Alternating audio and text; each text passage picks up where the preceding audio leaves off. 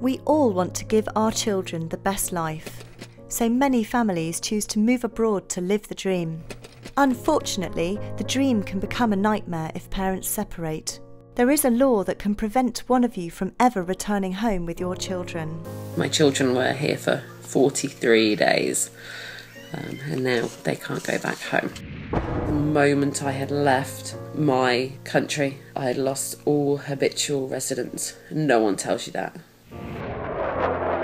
As soon as you arrive in a new country with a plan to live there for a while, the habitual residence of your child transfers to the new country. If one parent refuses to allow your children to leave, you would have to seek permission from the family court where you are now living, even if it's only been for a few weeks.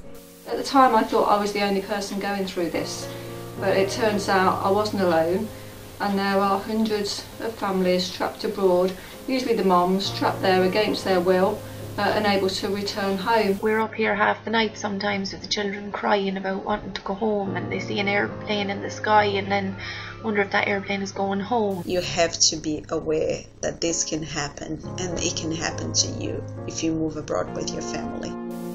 An application to go home typically takes 2 to 5 years to process, and if you lose it, your children are trapped in that country forever. Many parents are living in poverty, jobless, homeless, and very isolated.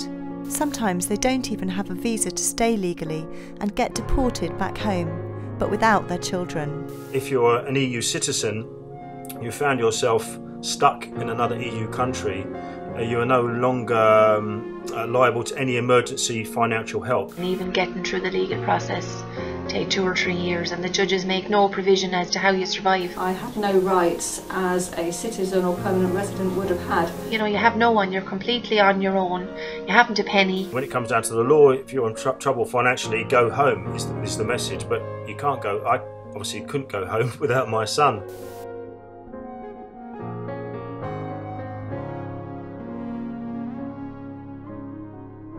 I wish I'd have known more about the Hague Convention. I wish someone would have said, if you're going to go abroad, then beware of the Hague Convention.